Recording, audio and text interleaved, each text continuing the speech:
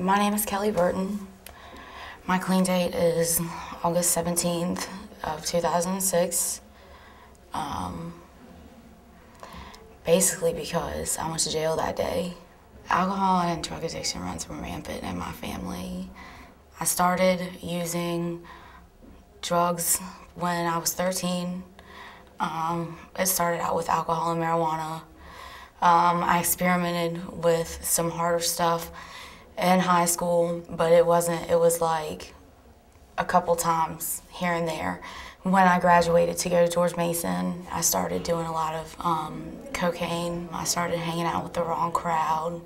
I guess that you could say that I'm like this prissy girl that's got this kind of like wannabe gangster side.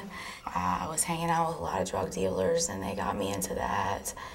I was doing large amounts of cocaine for a long time, and my uncle committed suicide and I had to come home, and I got introduced to opiates at that time because I was told that I couldn't come home and face my family all strung out on cocaine like that. That really took me down very fast, and I got in a lot of trouble. And that was in 2003. So since the end of 2003, I've been trying to get clean, in and out of rehab. I had a period of sobriety for 9 months and relapsed.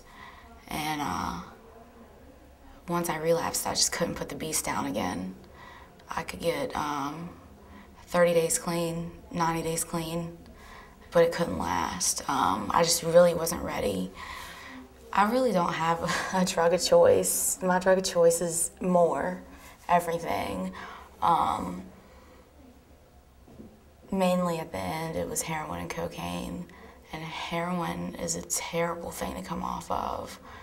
I mean, like, I can't watch my friends come off of it. My family can't watch me come off of it. My mom's had to take me to get it before. I mean, not just take me to get it before and take me every day, but knowing that I was going to be checking in a detox the next day, she couldn't stand to sit there and watch me curl up in a ball and cry and scream and be dope sick, because it's a mixture of having the stomach flu and a head cold and being anxious and wanting to kill yourself and feeling like you've got bugs on you, and it's horrible.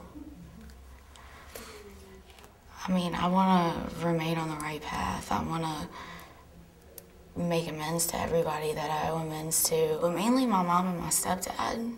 I've pretty much dragged them through the mud, and they've done a lot for me and never given up on me.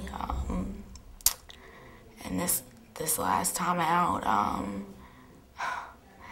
me and my mom had a joint bank account, and I knew there wasn't any money in it. And you can go to the grocery store and buy something small and write a check over for like 50 bucks.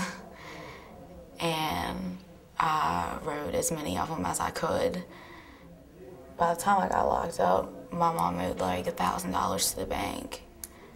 And I rented my car out for crack. And that was the 5th car my stepdad had bought me. And when I got it back, my CD player was gone out of it and all my speakers, and my transmission was even more messed up.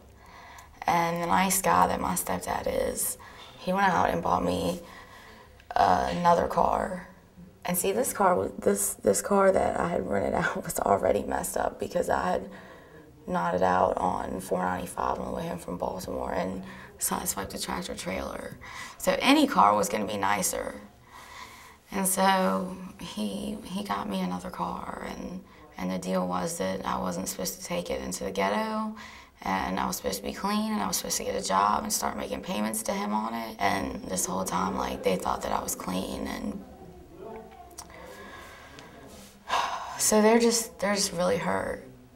But even though they're hurt, like, I'm driving today. Like, they gave me my car back so that I could get to the places that I need to go.